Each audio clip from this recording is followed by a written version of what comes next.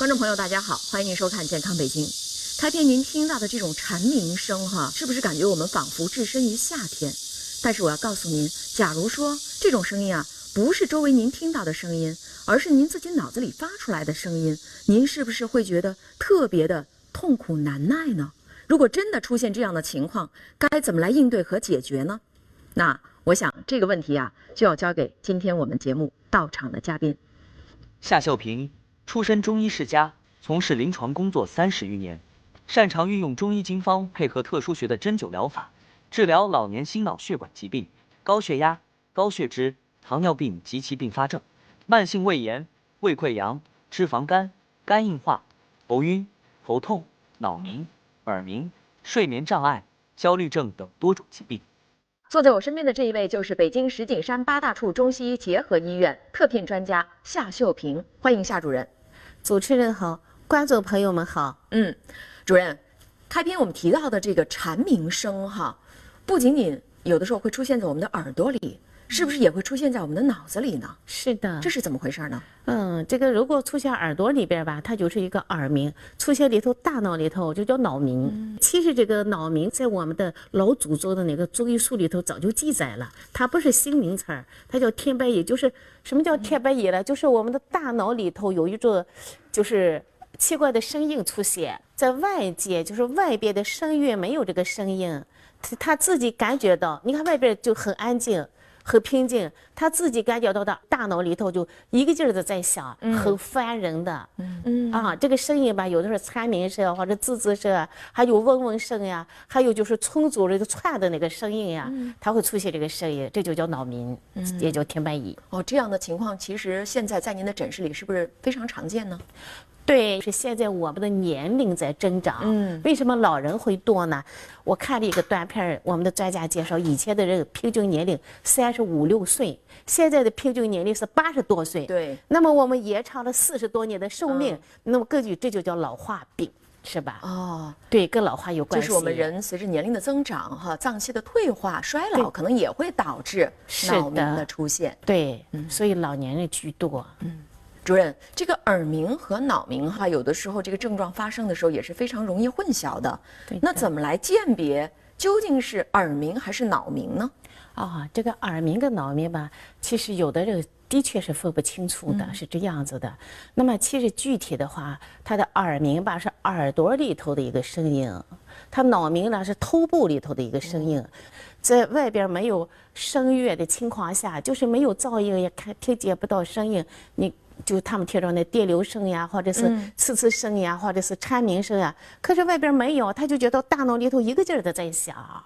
有的人还有想到的睡不着觉，睡着了还会醒来，就这样，这是脑鸣。那么耳鸣不是耳朵里头一个声音，跟大脑很清晰的耳朵里头有个声音。那么如果混合性的，那就是又有脑鸣又有耳鸣。所以说有的是有脑鸣跟耳鸣并合的，有的是单纯性的耳鸣，有的人是单纯性的脑鸣，是这样子的。因为它跟脑血管病嘛，因为人老血老肾嘛，肾主骨肾髓，那么我们的脑髓就跟大脑有关系。你看大多数的脑鸣的人去检查的话呢，会出现一个就是共性嘛，大多数的人就有脑白质变化。大多数都有，现在是我们医学上的名词。如果我们下边的这些老年朋友们，你如果发现有脑白质变化、老年性的改变，去做这个脑 CT 是吧，或者脑核磁，还有老年性的这个脑白质变化，还有个脱髓鞘，这个吧就是大多数的人会出现脑鸣这个现象，有的人就是脑梗，腔隙性脑梗的人。腔隙性脑梗的人非常之多的，他就是有一个过性，有的人突然一个血压升高或者是突然一个那个头疼呀，或者是头晕呐，他一过性就过去了，因为堵的是小血管。其实人就是一个整体嘛，小的血管堵了以后，慢慢也会有。就是发展的比较多，也会出现这个情况。但是也有年轻人，你比方熬夜的人呀，脑力劳动的人呀。我曾经见证过一个是什么样的患者呢？他其实是54岁了才，因为他那个工作吧，就是我们的就是这个工程嘛，就是到了晚上夜深人静了，他们就是在大城市里边工作，他是接工的嘛。那么他每天操作到凌晨的4、5点才能去休息，整整一夜的工作。那样长期这样作业下去的话，就影响了他的睡眠。我们前面说过了，睡眠吧是一个很重要的环节，肝肾通源。如果你的血液上不来了，你的营养上不来，是不是你的脑髓就会受到一些影响？你的营养就不足了嘛。所以这个人就是单纯性的个脑鸣，非常明显的，他来就是因为脑鸣来的。那么他的治疗效果是非常好的，单纯性的，而且比较年轻，时间比较短。他那短短的2次药，就2副药，他就不明了。但是需要巩固的，他没有巩固就不来了。他接着又是这个工作环境嘛。后来复发又来找我，又吃了2次药，又就不来了。这个人最后吧，后来可能是比较忙嘛，又没有跟踪到底。我估计就是这位朋友看姐我的视频，我希望他来继续巩固治疗，真的不要让这个病再去发展。这个病就是不治是会发展的。这个病如果不治发展的，就是老年痴呆症。最近啊，很多的观众都在练八段锦。为了帮助大家正确练习规范动作，我们特别邀请国家级社会体育指导员录制了一套八段锦详细教学教程。您只需要拿起手机，打开微信，扫描屏幕下方的2维码，就可免费领取。那我们也特别好奇哈，中医是怎么来治疗脑鸣的呢？接下来我们就一起到夏主任的诊室里去看一下。好，脑鸣现在一点都没有了，脑子还特别清楚，特别清醒。23年的9月份发现脑鸣的，就是刚开始我说就是耳鸣，我说不对呀，怎么脑袋里头就这点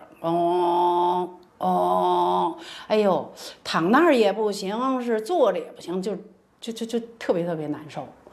脑鸣的时候就这块儿也有那种胀啊那种。那回有一次带的我这点儿，这叫三叉神经吧。这点都，我说怎么回事？我是偏头疼，是怎么着？是怎么回事？自个儿就瞎琢磨吧。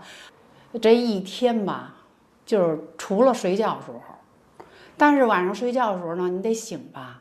醒了之后，你上卫生间或者什么，然后又开始，就是睡觉的那几个小时自己没感觉，持续了20来天吧。因为刚开始我拿的没当回事儿，我就以为是血压高了，那个什么晕了什么的，得躺会儿是怎么着？就刚开始没那么严重，后来越来越严重，没拿当回事儿嘛。就是别人推荐，就说让我找夏主任。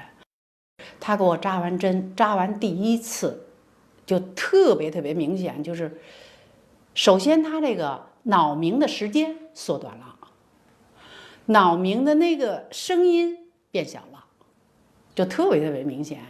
然后第2次再给我扎，然后就后来就没有了，就这症状就没有了，就2次特别明显，降下来15个，15个到20个20个。你给您点赞。对，您今天因为化验单出来了，对，因为化验单出来了，我特别高兴，一看见这化验结果。对，指标趋于正常，改善了很多这个，好。主任，这位潘女士也是您的一位患者哈，她的脑鸣是不是已经非常严重了？我看后面她这个治疗的效果是非常不错，是吗？您怎么给她治的呢？她这个吧，因为这个潘女士的病是太复杂了，主要的就是她的基础病导致的。根据他跟我沟通吧，他是2003年就有脑梗，腔隙性的脑梗，突然血压升高，住院检查出来的。你看他这个脑梗后来治疗了以后就没有复发，就证明我们的医学干预是行之有效的。那么他这脑梗没有复发是吧？但是他的其他的病发展的非常多，他有肾病，有耳鸣是比较轻的，还有心脏，他顽固性的睡眠不太好，他就没有睡意。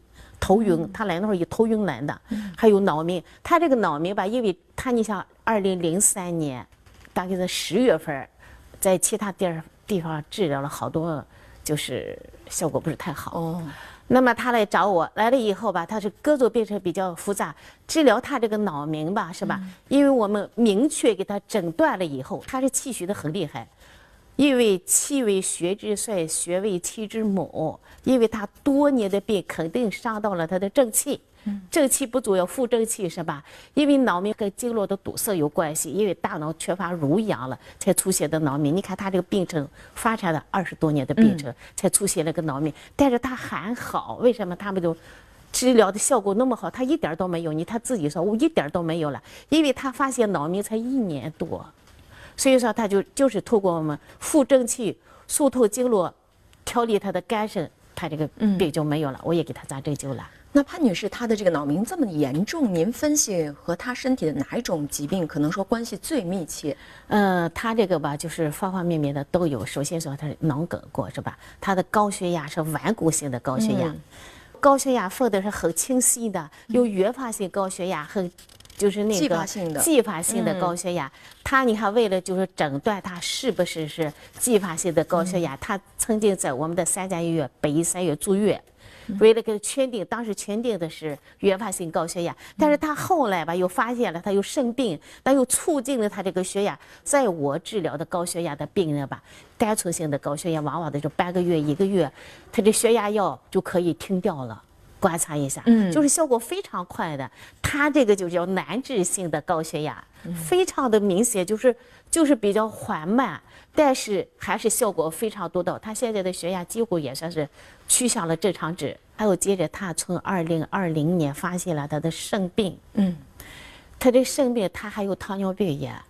病太多了，多种慢病于一身，多种慢病就是促成了他这个脑鸣。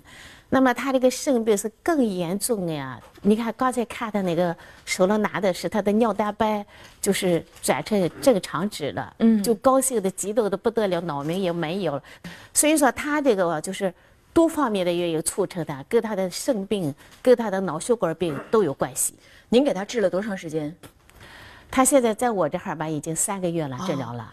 经过3个月的治疗啊，潘女士严重的脑鸣就完全消失了，而且她的这个血压也非常的平稳。我们也知道夏主任用药呢是1人1方，针药并举。接下来我们就跟着夏主任一起到我们的中医藏宝室里去一探究竟。好的，走。我们先看一下这个天麻哈，因为这个我用的这个汤头是天麻钩藤饮，就这个啊，它这个作用就是专治眩晕与耳鸣。哦，是吗？是的，这个有这个作用啊。小的时候我记得，姥姥经常头疼，她会用这个天麻煮水喝，包括炖鸡什么的啊，都是这个。对，祛风湿的嘛，疏通经络的，而且麻木啊，它都会治，而且它还有个特殊的作用，就是降血压。哦，是吗？还有降血压的作用？对，降血压的作用非常好的，就是还有头疼啊、失眠啊，所以说这个药是非常好的一个药，我选择了天麻。我们再看一下水蛭。这个水蛭吧，因为我们在通窍活血汤里头，以前是有一个，这个药味很浓，很浓，特别浓，对，而且它的穿透力是非常强的，就是那犄角旮旯的那个，因为我们都是瘀症是吧？我们就一个堵，一个痛是吧？所有的病，这是它的疾病的根源，所以说它能够为什么要选择它呢？你像颈动脉斑块呀，刚才说我们耳朵是吧？里头也是淤堵导致的嘛，它是穿透力特别强的一个药，就是我们那个颈动脉斑块，我做过实验是吧？有的时间长了，那颈动脉斑块都可以下去的。你像有的人那个心绞痛、那个心头侧背、背痛侧胸，吃了以后几天就有效果。所以说它在辅助我们这个疏通经络、活血化瘀的过程当中起到了个重要的作用。就这个水蛭，水蛭很关键，非常的关键。好，还有哪个？再说一下黄芩。黄芩这个好多人是上火下寒是吧？我们上焦有热是吧？我们得有个就是3黄是吧？黄芩、黄连跟黄柏，黄芩带一清上焦的热的，就是上中下3焦是吧？它带一清上焦的热，因为我们这些病都在上焦是吧？我们选择这个药吧是非常重要的，而且这个清热解毒不说了，也把上边的热向下清了以后吧，它还有一个很重要的作用，什么？对耳鸣有作用，它还有个降血压的作用。所以说，因为我们心脑血管病大多数的人都有血压是吧？血压高，但是它这个调血压，它不是一味的降血压，是调理。这个词是非常重要的，它有双向调节的作用。你有血压高，它会给你降，因为我们跟运量有关系。如果你血压高的话，那么我的运量就会选择什么样的用料。你没有血压高的话，我用什么样的用料，这就是技术了，是吧？所以选择了那个黄芩。好，还有个更重要的药，我们是哪个讲一下川牛膝。哦，你看牛膝吧，它有强筋骨，还有那个就是补肝肾的作用。我为什么要川牛膝呢？因为川牛膝吧，它能够把这个血吧向下引，好多人都是上火下寒。是吧？上焦有些淤堵，是吧？我们要把它这些上边的热引到下边，引到下焦，把它利用起来。它不但有这个作用，有引经的作用，是吧？你看我们的处方里头有君臣佐使，它不但是一个佐药，还有一个使药的作用。这一个药就起了这么多的作用，它把上焦的那个热会引到下边，而且它还有补肝肾的作用，壮阳息的作用，还有一个作用，它能够活血化瘀，又来了一个，增加了它的药效。所以说我学着的这个药吧是非常好的，这是川牛膝。这些药都是基本的药方，就是您都会用到，对吧？对当然也会因人而异，可能在每个人的情况不一样，也会有一些加减方。但实际上我们也了解到哈，无论是耳鸣还是脑鸣，说实话，时间长了都会让患者特别的难受，伴随有失眠啊、焦虑啊，包括疼痛啊。最近啊，很多的观众都在练八段锦。为了帮助大家正确练习规范动作，我们特别邀请国家级社会体育指导员录制了一套八段锦详细教学教程。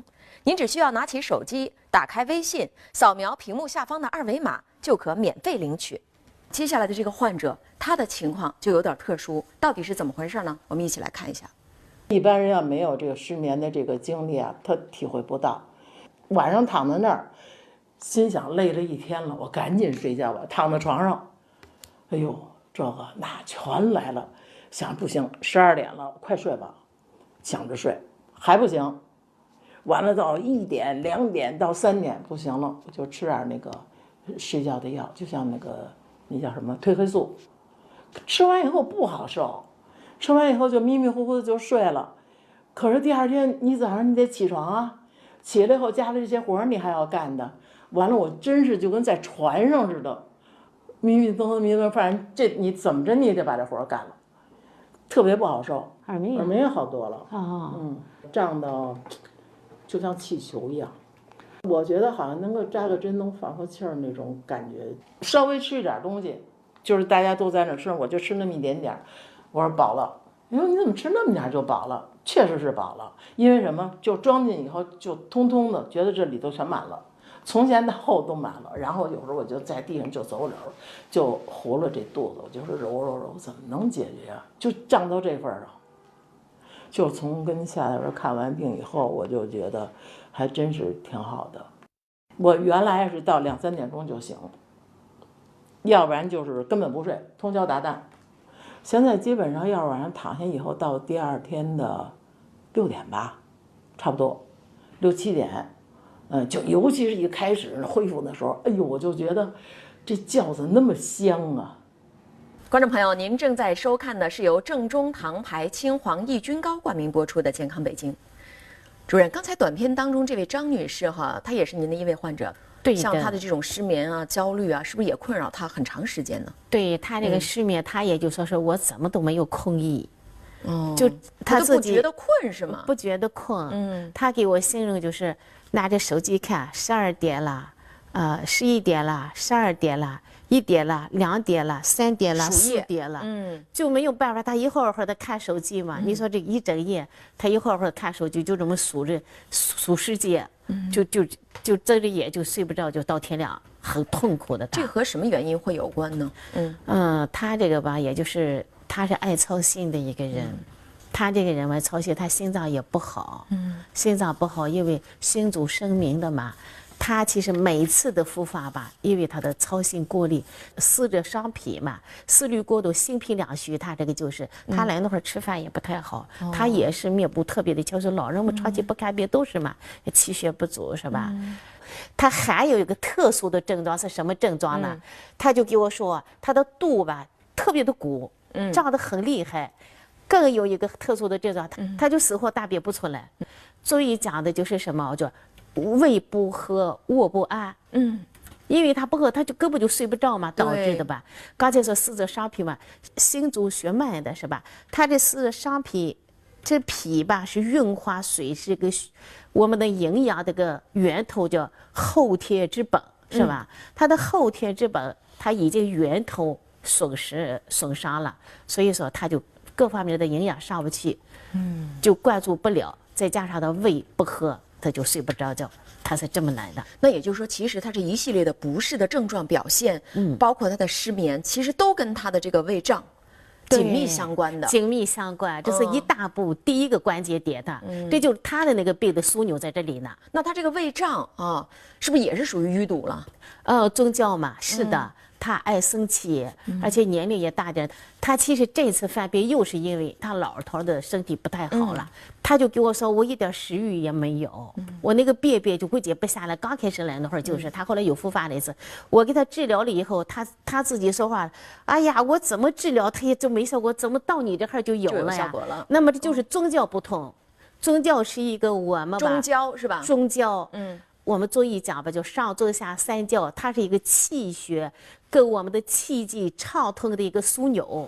那么中焦不畅通了，上下都淤堵了，上边的能量移不到下边，下边的能量输送不到上边，所以说它就更导致它的失眠。它的病情就是中焦的枢纽。是一个关键点。那实际上哈，您说了，经过治疗，它的效果非常好。我们也特别好奇，您给患者治疗都是以这个针灸治疗为主，对吧？当然也是针药并举。针药并用。那么在这个手法上会有一些什么样的特点吗？我这个吧，用的手法比较多，因为我家吧祖传中医的嘛，我从小就是看摸脉、号脉、辨证、开药、扎针灸。因为我家比较大嘛，人也多，我们家是，人口比较多，也是大家族。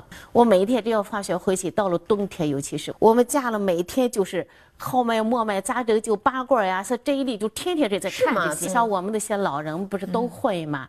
所以说这个啊，扎针灸我从小就有这个根基了。但是我以前那会儿挺害怕这个针的，但是后来根据临床实践呀，我就突破了这个害怕。所以说我这个手法吧，根据我的总结的经验，我喜欢用特殊手法、特殊穴位。它一个穴位吧，就管了好多病。我喜欢这个，一个应症治百病。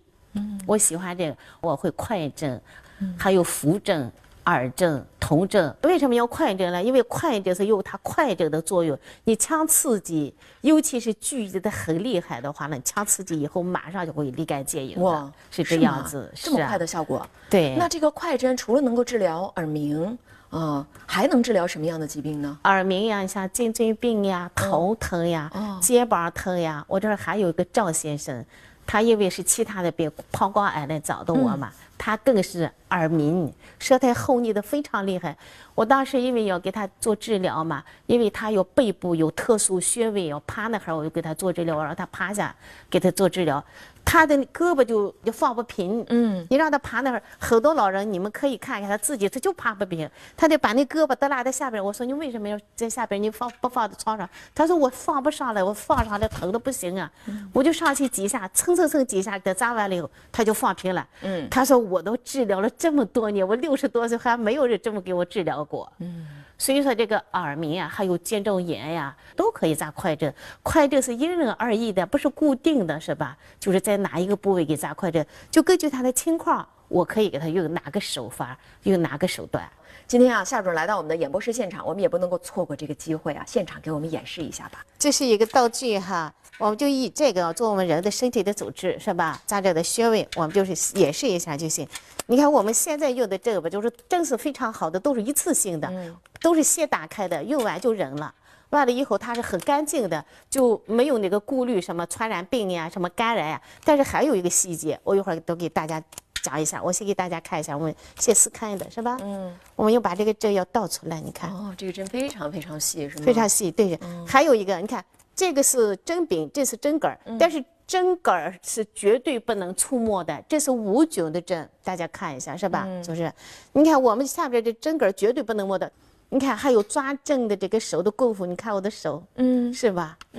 我的手我看您劲真的了，抓的特别紧，对，我的这个是非常有力度的，还有一个气要给它贯穿下去。哦，所以说扎针灸的要是有技术的话，它有个用过的一个气的运行，接着大夫的这个气会运行到它的那个穴位，再加上手法，再加上那个特殊穴位，所以说它的效果是比较独特的。我们再给演示一下快针，是吧？关键那么我进快针，进针非常快的，因为进针比较快，它是不会太疼的。我是这样子的。那么进去了以后嘛，我要给它强刺激，这个就需要我们的这个技术了。需要技术。你看，我要给它提插强刺激，根据他的这个病情的情况，刺激到什么程度，病人会有一种感觉的。扎进去，他说：“哎呀，我耳朵眼里头都周围就热了。”有温度感觉了哈，有温度马上就感觉了这叫得气吗？是。对，这叫得气，就是因为它经络堵了，它这个营养上不来了，它就没有温度了。因为我们的血液循环人是有体温的，对，它运行不到，它这耳朵这边是非常怕冷的，而且是，这就叫强刺激。它这刺激吧是要一个力度的，上下呀，还有深度，主要是那个穴位的深度是非常重要的一个细节。你扎得过了也不行，你扎得浅了没效果，扎得过了会出问题。要跟病人配合的，有时候还有我们要在他的呼吸的情况下去扎的，是让你吸气呀还是呼气呀？要配合，要配合的这个是。那您这个手哈一直在行针患者的穴位上停留多长时间？这个吧，就是因人而异的啦，就因人而异，他这个时间就是不会确定的，就根据我的经验来给他扎的。那一直这么扎，患者的身体感觉能耐受吗？他不会有疼感是吗？能耐受，所以说我们一边扎一边交流，一边沟通。我问你感觉到什么程度了？你有什么感觉呢？是这样子的，不会有问题的。你看我都习惯了，一个劲儿在动，看着这非常漂亮，直着下去。最近啊，很多的观众都在练八段锦。为了帮助大家正确练习规范动作，我们特别邀请国家级社会体育指导员录制了一套八段锦详细教学教程。您只需要拿起手机，打开微信，扫描屏幕下方的二维码，就可免费领取。除了这种针灸的治疗缓解失眠之外，哈，我们自己在家里边有什么好办法，或者说好的方法哈，小妙招教我们一下怎么来缓解失眠。比如有的网友可能就提到说，哎，吃这个龙眼肉、龙眼干能帮我们缓解失眠，能有作用吗？那这个龙眼肉啊，的确有助睡眠的效果。因为它会入脾胃经、入心经的嘛，所以说会辅助的，会对睡眠有效果的。但是您刚才提到哈，龙眼肉是有辅助缓解失眠的效果，对。可是有的人担心哈，吃这个龙眼肉吃多了会上火，那这个时候我们应该采取些什么办法啊？这个吧，所有的东西就是过于和不及都是一个问题，是吧？少吃一点，它是不会，因为你用到的很少嘛，是吧？还有的人会用龙眼干，比如用龙眼干干嚼啊，或者有的人用龙眼干泡水啊，是不是也可以替代呢？也可以，这个因为是药食同源的嘛，平时我们还买的吃龙眼的嘛，是吧？少吃点没问题。好，那还有什么样的好方法？我们在生活当中，包括我们自己在家里边哈，信手拈来又非常方便，可以帮助我们来缓解失眠呢？我想接下来啊，我们就跟着夏准一起到我们的健康小屋里去学习一下。好的，请夏准给我们介绍一下，今天您给我们带来的缓解失眠的这个小妙方都是什么呀？我们给它里边加的就是，首先有大枣，大枣吧，它就是健脾安神养心的，对这个失眠的确是不但有助眠的作用，有保健的作用，的确是有治疗作用。一个是大枣，这个就是那个桂圆，桂圆因为它是那个养心脾的嘛，它会帮助睡眠的。还有就是枸杞，枸杞因为我们就是它会有一个养肝跟肾的那个滋阴的作用，所以说它对这个睡眠也是非常好的一个药。还有一个是莲子，莲子健脾养心的，就直接可以帮助睡眠的。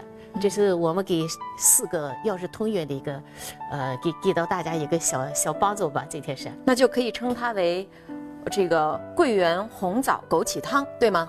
可以。哎呀，我已经迫不及待的早就想喝了哈。说实话，这些食材都是平常我们在家里边会用到的，但是可能就不会把它这么组合啊。我们一起来尝尝味道。可以尝尝。真的是非常好喝。我喝到了这个桂圆的清香，还有红枣的甘甜，里边呢还有这个枸杞的香甜，最重要的有那么一点莲子的，它不是苦，一种清香，所以特别好。对对，这个味道吧，大家也能接受得了。